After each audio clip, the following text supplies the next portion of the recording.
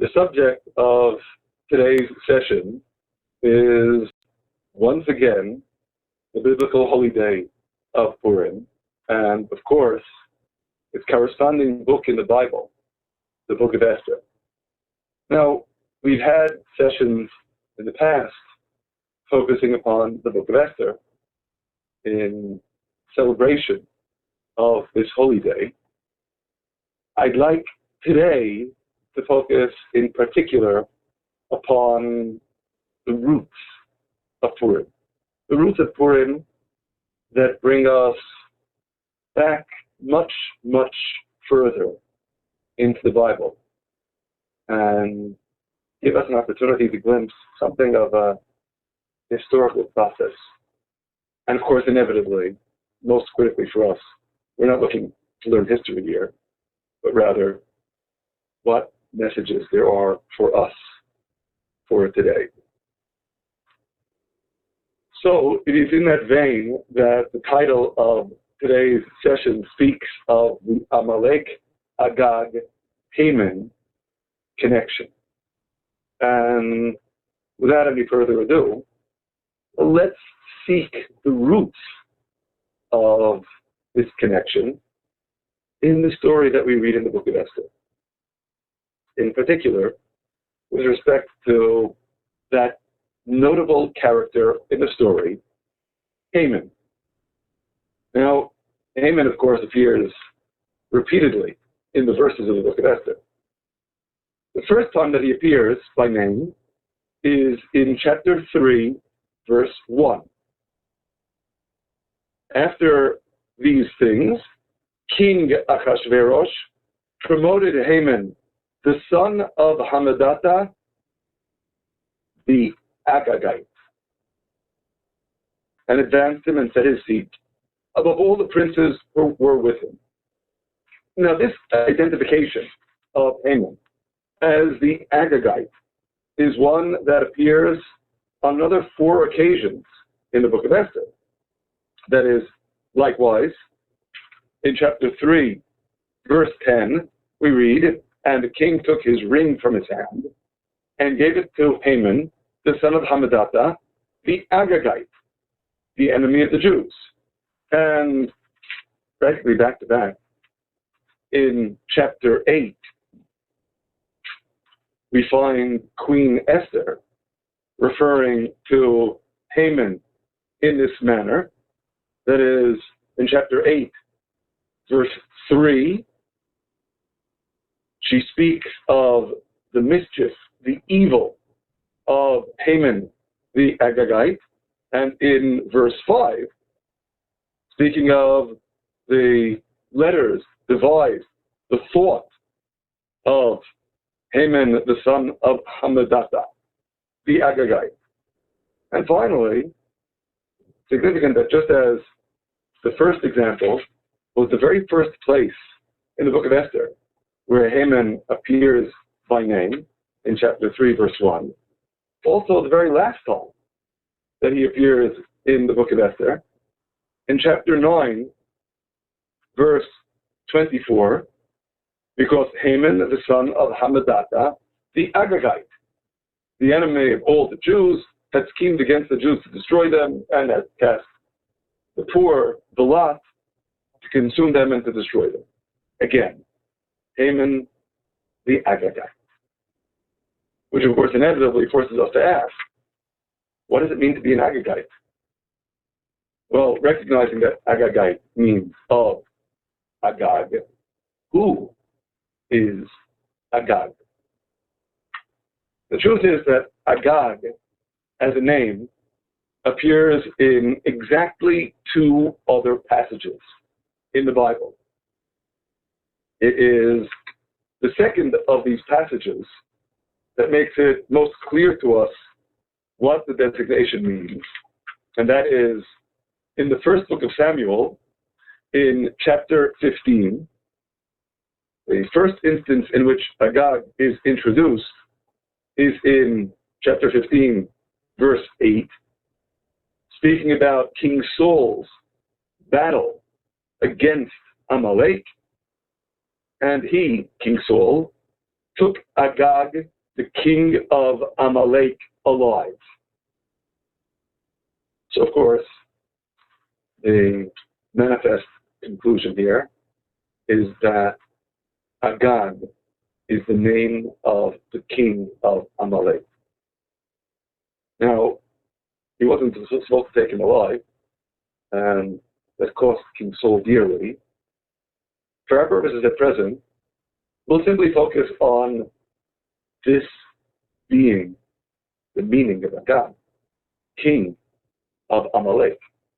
We encounter the name Agag, as I already noted, in one additional passage in the Bible. This in the prophecy of Balaam in Numbers chapter 24, verse 7.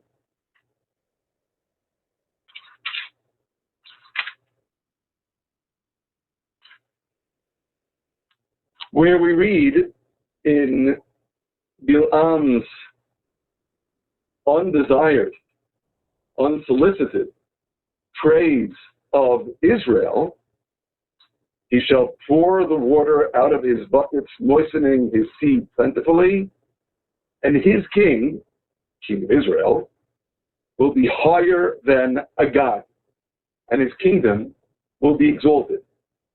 His king will be higher than Agag. As practically all of the Bible scholars note, this is obviously a reference to the battle of Israel against Agag and his people, Amalek, that we read in the first book of Samuel in chapter 15. What the reference to Agag raises is an interesting question. Obviously, the Agag who did battle with King Saul was only to be born centuries later. The reference to Agag here, then, can be understood in either of two ways. That is, either we understand it as, well, as prophecy. Prophecy, obviously, can make known to us things that might only otherwise be revealed centuries later.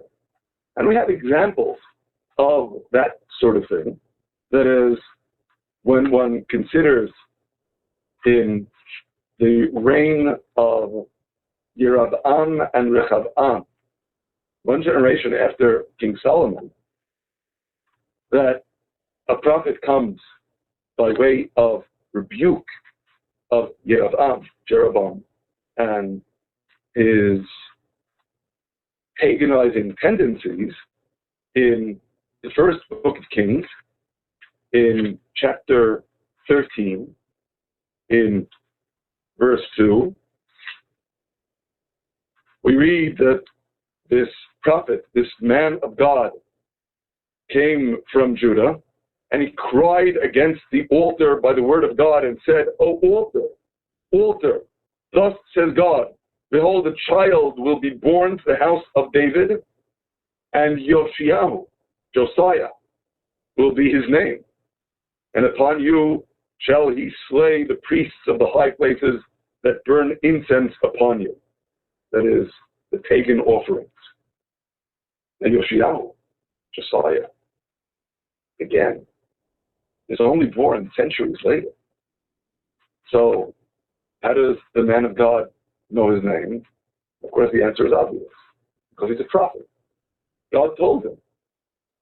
And indeed, in much the same vein, we'll note that in Isaiah chapter 45, verse 1, we read, "Thus says God to his anointed, to Cyrus, whose right hand I have held, that I may subdue nations before him." Cyrus, king of Persia, again, centuries after Isaiah. So it certainly is possible for a prophet to prophesy regarding someone who will only actually come upon the stage of history centuries later. And Balaam's referring to Agag could be understood that way. It's certainly possible. Of course, simultaneously, there is another possibility, and that is that we do find there were certain names, maybe call them titles, of kings of various peoples in the ancient world as preserved in the Bible. That is, as we well know, all of the kings of Egypt were called Pharaoh. We also see in the Bible that all the kings of Gerar are called Avimelech. We might note likewise that the king of Shalem, also known as Jerusalem, is Melchizedek in the time of Abraham, Adoni-Tzedek in the time of Joshua, which also seems like a consistent name or title. Because Melchizedek, my king, is righteousness. Adoni-Tzedek, my Lord, is righteousness.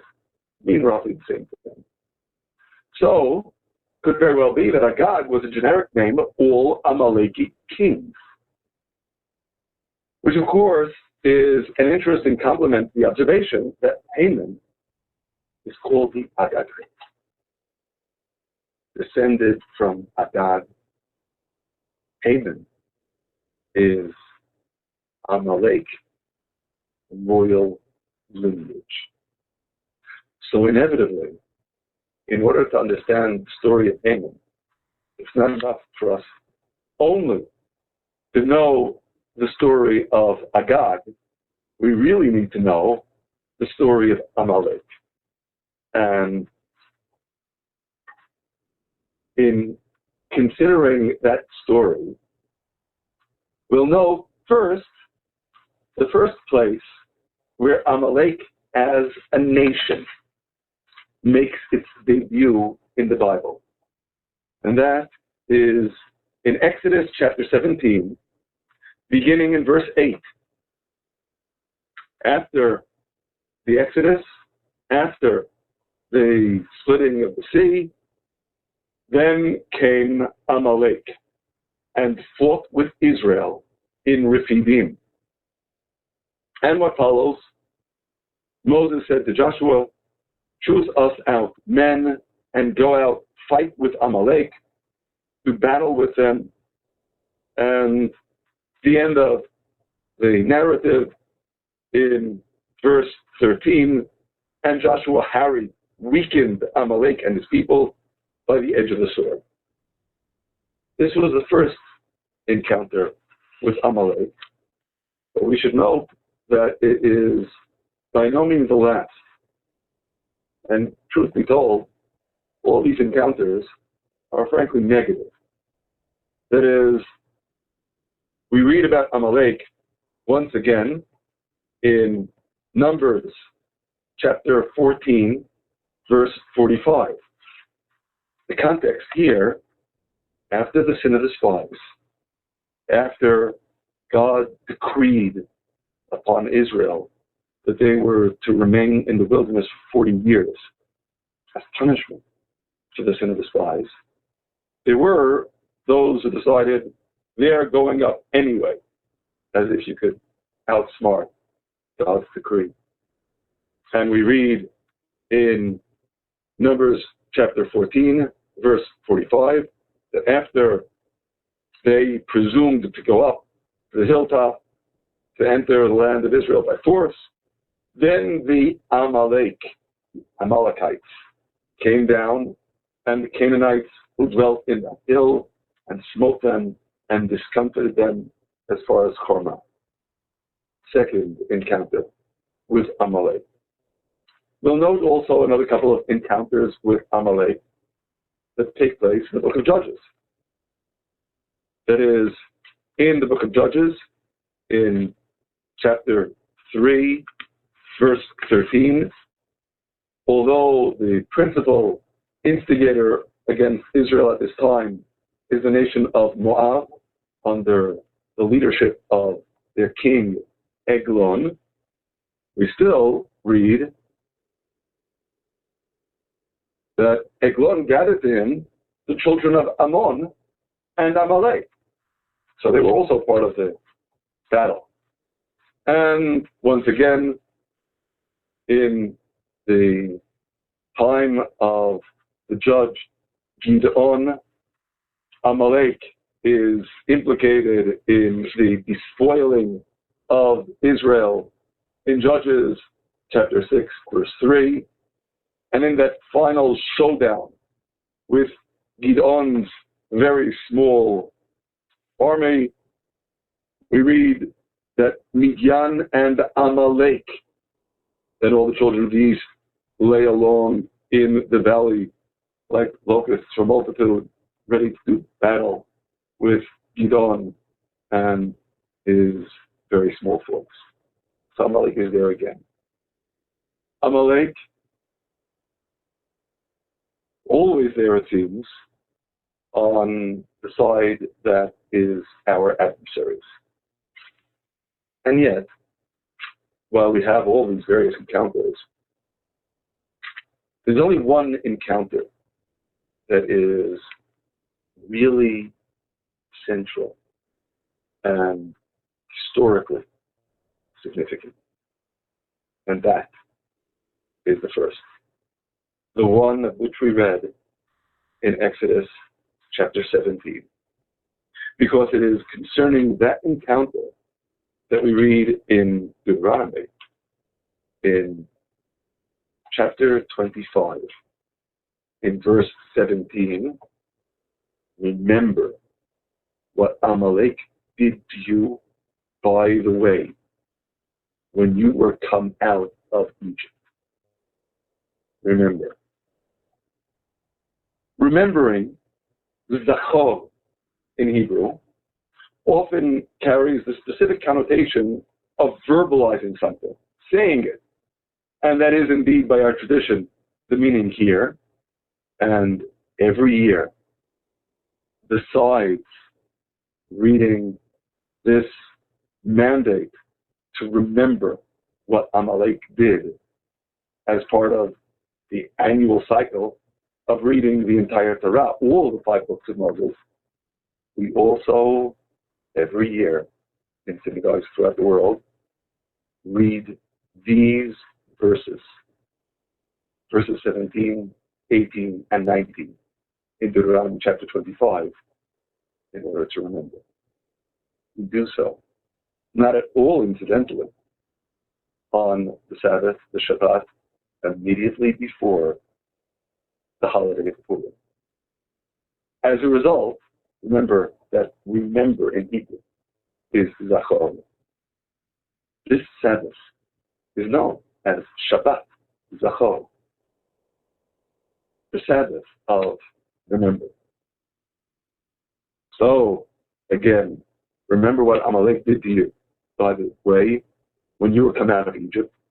Verse 18, how he met you by the way, and smote the hindmost of you, all who were feeble in your rear, when you were faint and weary, and he feared not God.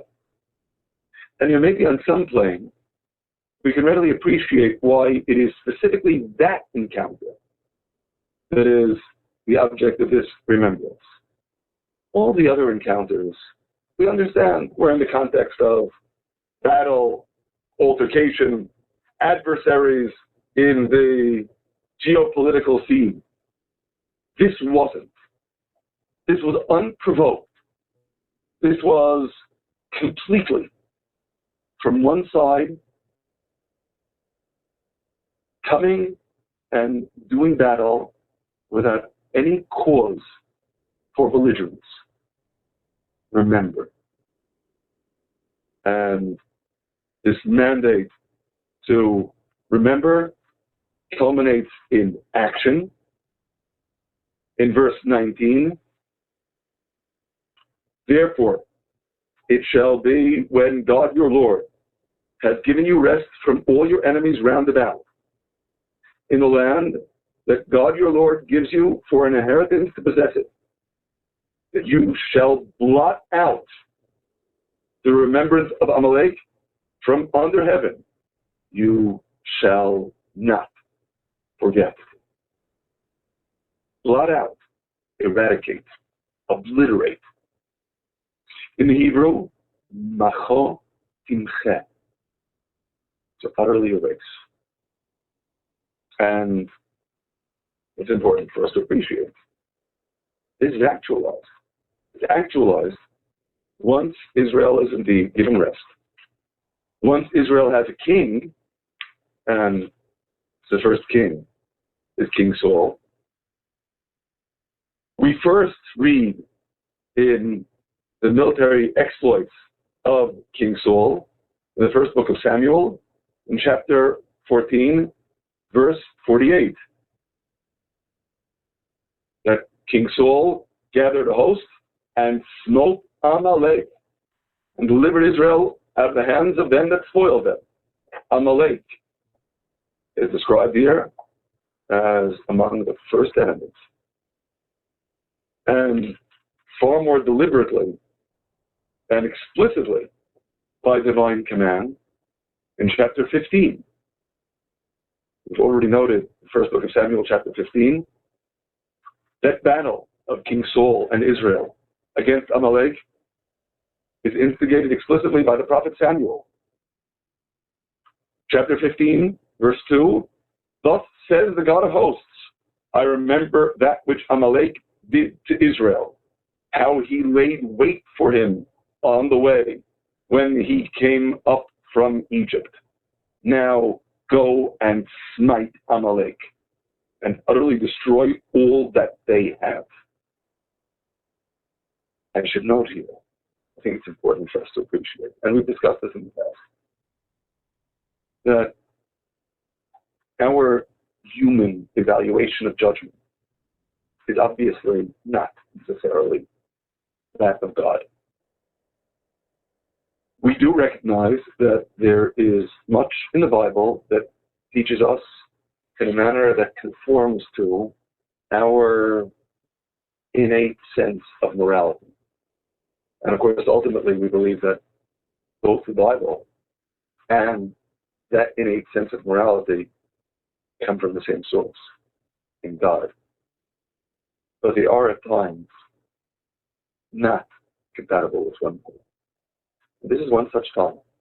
That is, we may not ourselves agree with the deliberateness and the scope of divine punishment, but this is divine punishment. It will indeed embrace all of Amalek, not what we regard as morality, which is God's word. So this is the actualization then of the mandate that we read in Deuteronomy chapter 25, verse 19. Utterly blot out. Macho timche.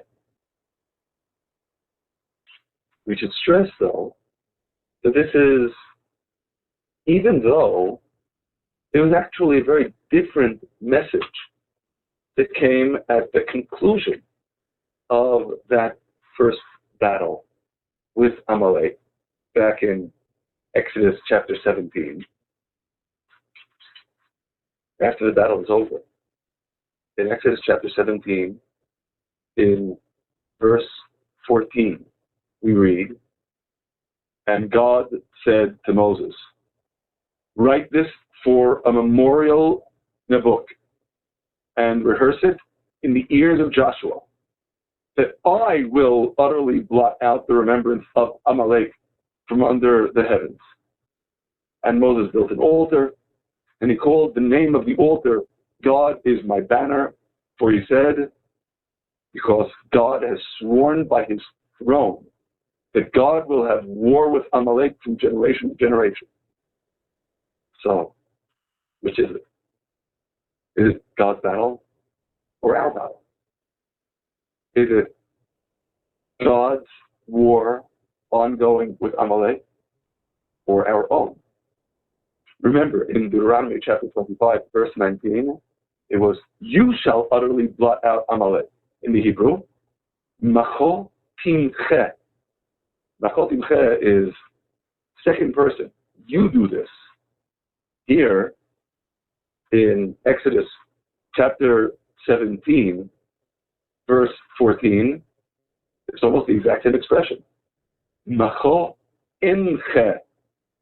The difference is that this is first person. God says, I shall blot out Amalek. And of course, inevitably, this realization brings us to the first critical lesson that we need to learn from this story.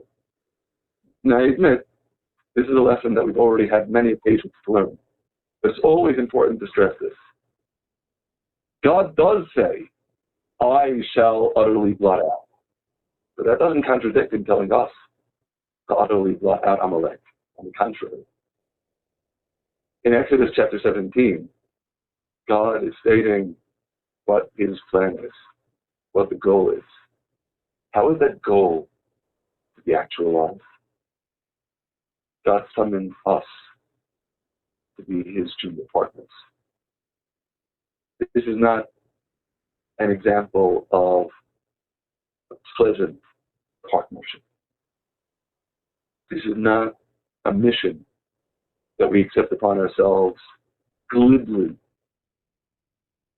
But this is a mission that God gives us in advancing the world toward its ultimate goals and bringing the world to its final completeness. This is a critical element. And while it's explicitly part of God's plan, that doesn't mean that we should just be passive and wait for God to take care of it. He tells us, you take care of it. It's a mission that I'm imposing upon you. That's, of course, critical. Lesson number one. But now, in order to really appreciate what's going on, beyond, of course, the fact that Amalek was the first nation to do battle with Israel and to do battle unprovoked, gratuitously with Israel, to really understand what's going on, we need to dig even more deeply for roots. Because, while I stated truthfully that Exodus chapter 17 is the debut of Amalek as a nation, the first place that Amalek as a nation appears in Scripture, it's not the first place that Amalek appears in Scripture.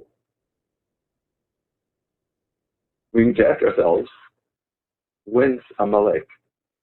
From where does this nation come? And that necessarily brings us to a consideration of Genesis chapter 36. In Genesis chapter 36, in verse 16, we read of the various chiefs that descend from Esau, Jacob's brother. And on that list, we read the chief Amalek. So Amalek is one of the chiefs of Esau. Okay. Whence did he come? What was the source of this name, this chief, altogether? And that inevitably pushes us another 4 verses back, where we read in Genesis chapter 36, verse 12, and Timnah was a concubine to Eliphaz, son of Esau, and she bore to Eliphaz Amalek. Okay, in order to really appreciate who Amalek is, we need to consider who Timnah, his mother, is. And to answer this question, we consider also in Genesis chapter 36 the additional genealogy beyond the genealogy of the household of Esau that the Torah gives us, beginning in verse 20, the genealogy of Seir, the Horian. And in this genealogy, the sons of Seir, the indigenous inhabitants of the land that ultimately become absorbed into the emergent nation of Esau, Edom. We read specifically in verse 22, and the children of Lotan, Lotan being one of the sons of Seir, in other words, a prince of great consequence. The children of Lotan were Kori and Haman, and Lotan's sister was Timnah, Timnah, which means, obviously, that if Lotan is being described as one of the princes of the Seir, Timnah was a princess. Now, that seems kind of strange if you think about it, because generally speaking, concubines were not from the highest social strata of society. What's Princess Timnah doing being concubine of Eliphaz, the son of Esau? So I have to concede, if you look for an answer to this question in the Bible, you won't find it. It's just left as a kind of dangling mystery. But we have a tradition, an ancient tradition, a tradition that, truth be told, is a tradition of rebuke. That this Timnah, this royal princess, wanted to integrate herself into the household of Abraham at all costs. She sensed something holy, something godly, something spiritual. She wanted to become part of that household. And Abraham didn't accept it. And she tried with Isaac. And Isaac didn't accept it.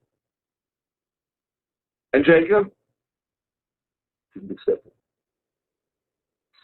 You know, we could perhaps argue in their defense that someone who ends up being mother of Amalek may have certain very deeply rooted character flaws.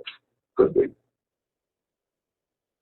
But Timnah, in her uncompromising perseverance to become part of this blessed household, then offers herself as concubine to Eliphaz, Esau's son.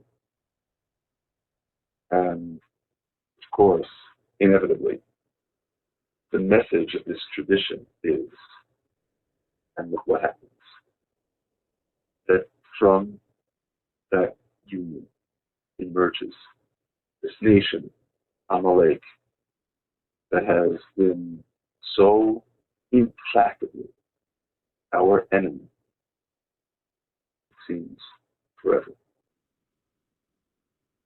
A warning. Never allow the outward appearances to sway you from trying to hold out your hand to anyone who is attempting to seize it in a positive way. So, the story of Timnah is a story of thinly veiled rebuke of our holy patriarchs, and message, of course, inevitably, on that plane, to all of us. But there's an additional dimension that I feel compelled to stress here, and that is, when you consider the message in that vein, this message of rebuke, it never should be construed as being a racial question. That is, if anything, on the contrary. In the prophecy of Obadiah, now the prophecy of Obadiah in the 12 minor prophets is just one chapter long. We read words of severe rebuke and chastisement of the house of Esau. In verse 18, and the house of Jacob will be fire, and the house of Joseph, flame, and the house of Esau, stubble. and they shall kindle in them and devour them.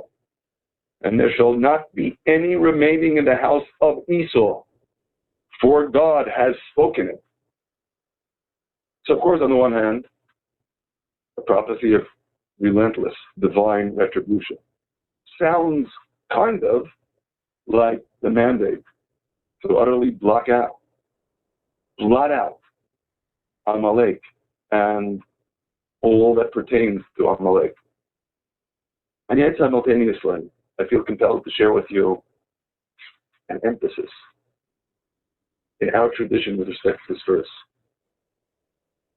Why there is the particular emphasis, and there shall not be any remaining of the house of Esau. We already know we're talking about the house of Esau. The house of Esau was the stubble, right? That is only speaking of those who act like they're part of the house of Esau. It doesn't apply to everyone. There were very righteous people who were descended from the house of Esau.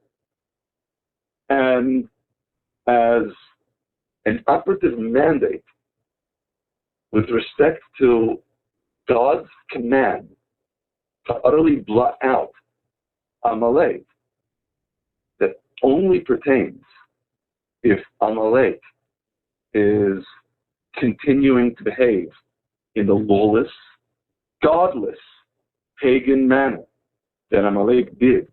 But if Amalek takes upon itself individuals of Amalek, even the entire nation, God's covenant with Noach and all of Noach's descendants, the 7 Noachide laws, they're not Amalek anymore. They can still talk about a national identity. That doesn't matter.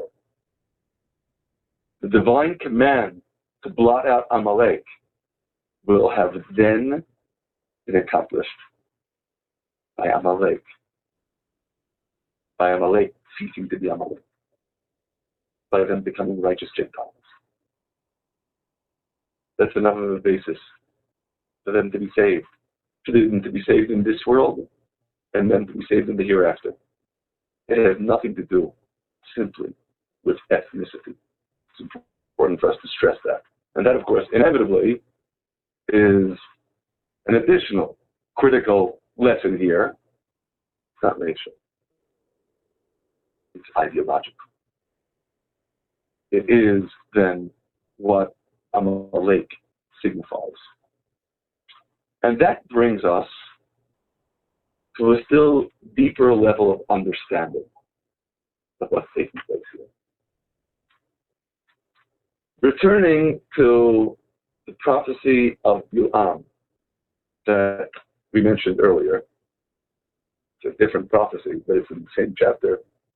Numbers chapter 24 in verse 20.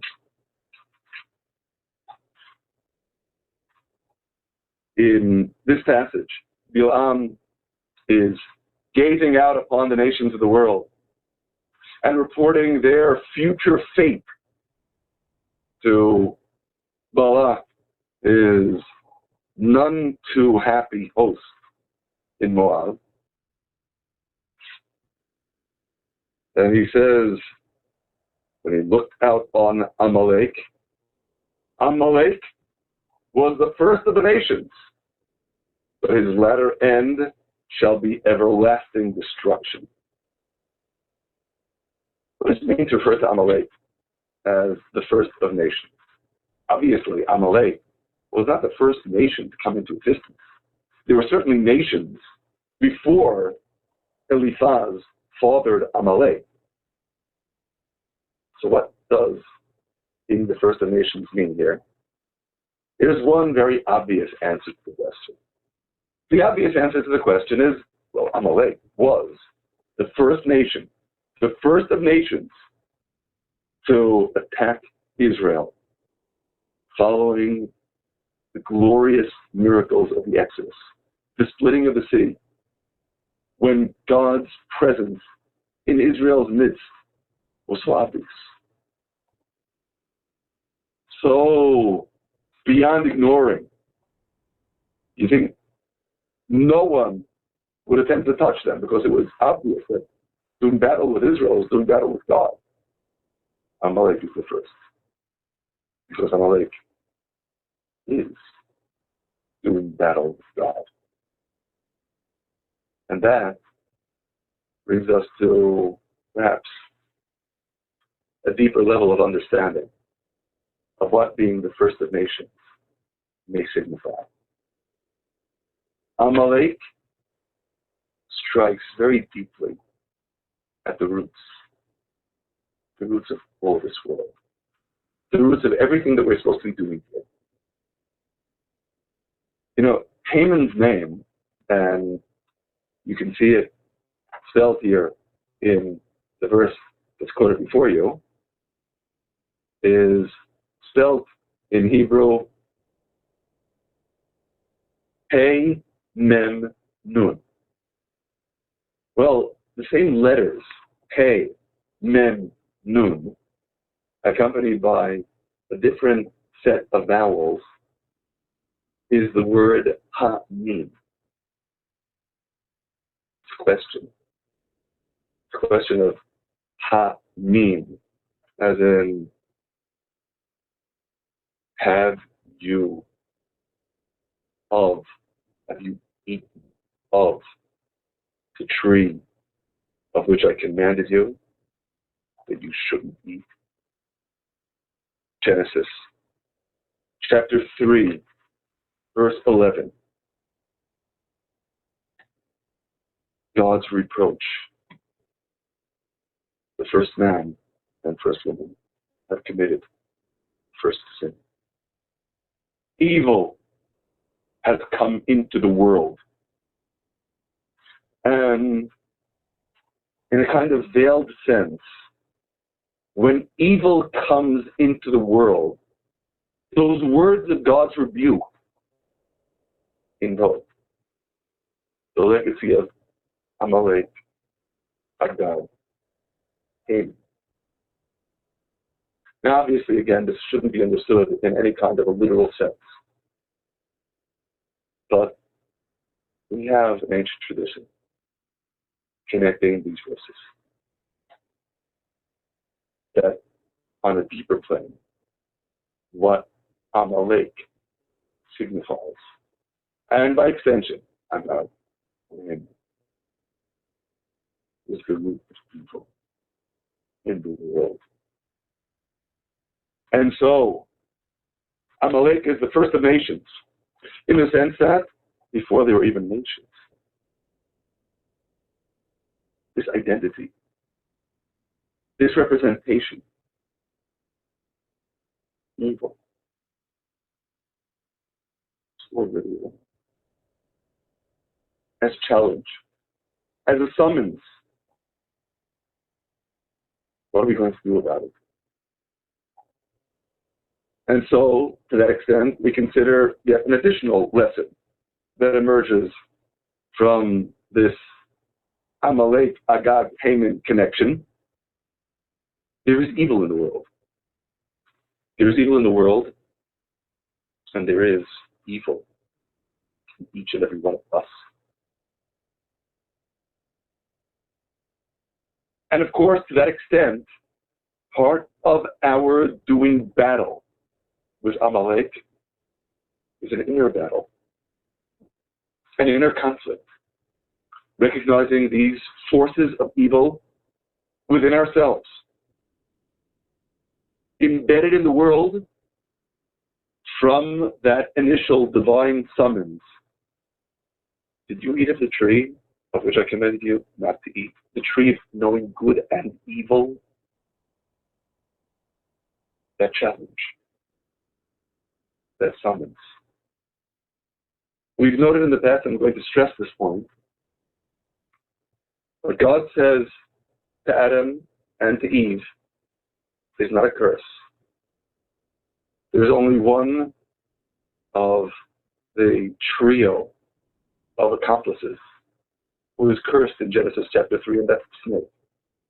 Adam and Eve aren't cursed, but they are changed as a result of what they did. There is evil in the world, and we need to come to terms with it. And that battle with Amalek, is also an internal battle with those forces of evil. But that brings us to an even more sublime and maybe more critical lesson to consider as well. And that returns us to one of the verses that we noted at the very outset in the book of Esther, in chapter 3, verse 10. This was, you may recall, one of those instances in which Haman is explicitly identified as an Agagite. And what was the context? The context was, and the king took his ring from his hand and gave it to Haman, the son of Hammedatha, the Agagite, the enemy of the Jews. What's my point? Well, another ancient tradition. We've noted this in the past. In the book of Esther, God's name never explicitly appears, not even once. But not explicitly, implicitly. Whenever we encounter the king, we see it as a subtle hint, an allusion to the king, the supreme king, the King of Kings, God. Now let's consider reading the book of Esther through these spectacles. What we're reading in chapter 3, verse 10. The king, the real king, takes his ring from his hand and gives it to Haman. Astonishing. Terrifying. But there's a message here. Because those forces of evil need not be evil. On the contrary, we're supposed to try to integrate them in the way we serve God and bring them back to God. So yes, God empowers Haman. He does, after all. That's what happens in the story. But ultimately, that should be a summons to take the forces of evil and vacate them to God. You know, there is one additional verse, and that's the verse that you see in front of you here, that maybe makes this point even more explicit. The words of Esther in chapter 5, verse 4. If it seems good to the king, let the king and Haman come today to the banquet that I prepared for him. Well, you know, I just noted that God's holy name never appears in the book of Esther. It's the only book of the Bible like that. Never appears as the actual four-letter name of God. But in initials, Yud, followed by Hey, followed by Vav, followed by Hey. The initials of these four words spell the Tetragrammaton, God's holy name.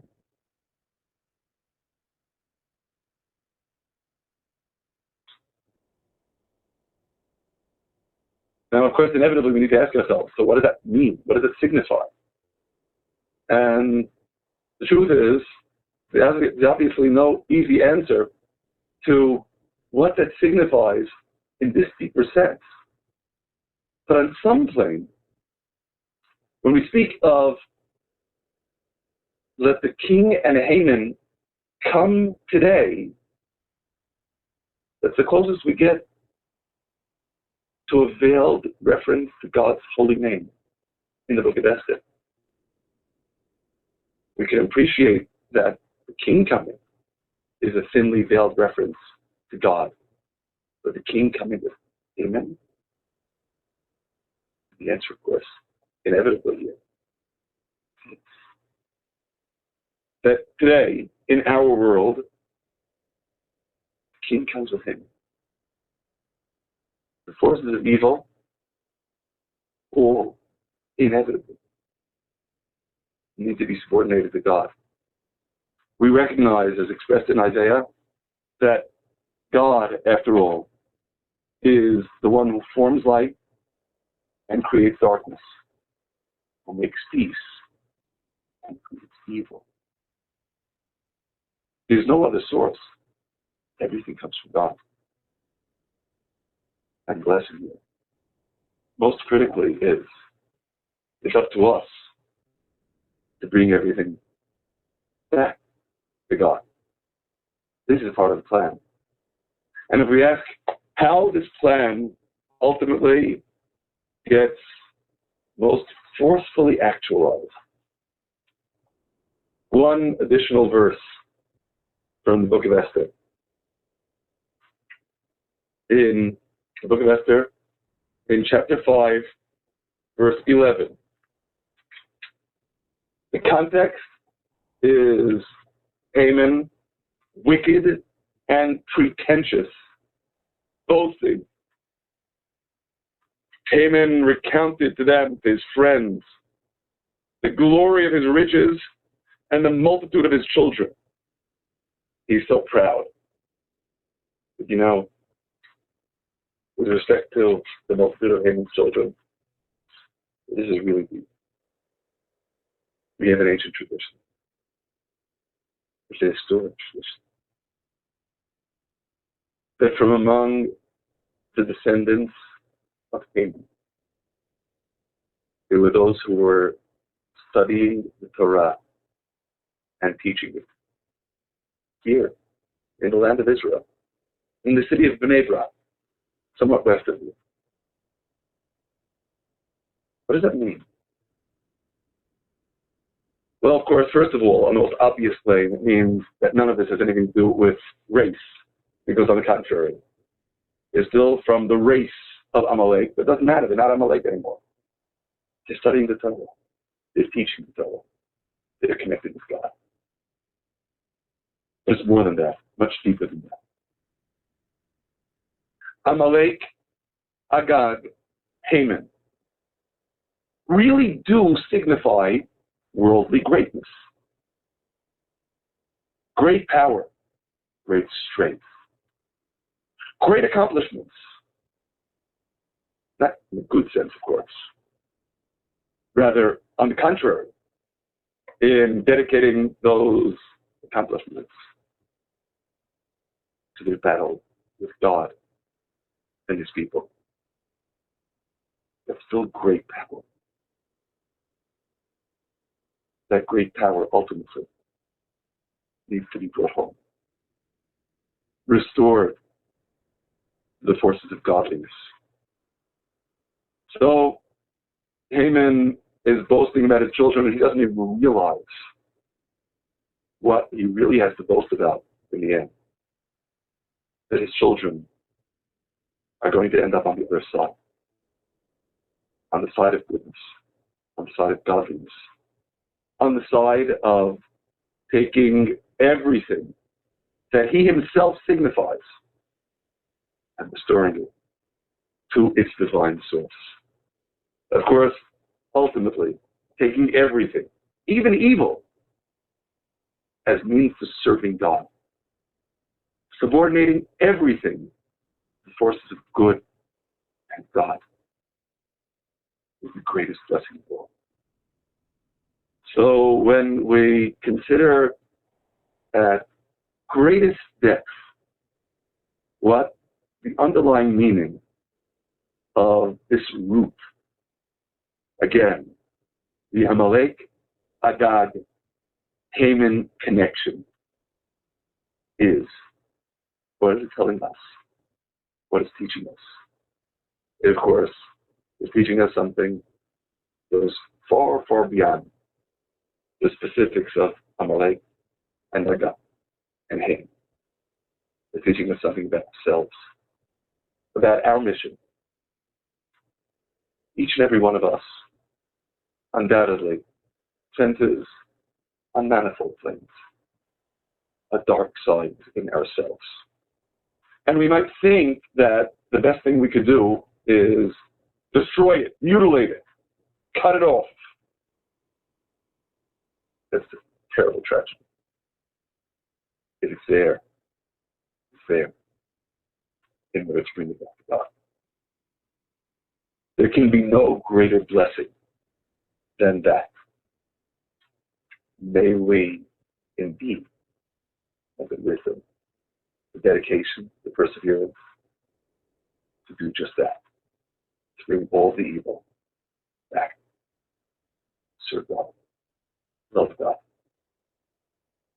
accomplish His will. God bless you.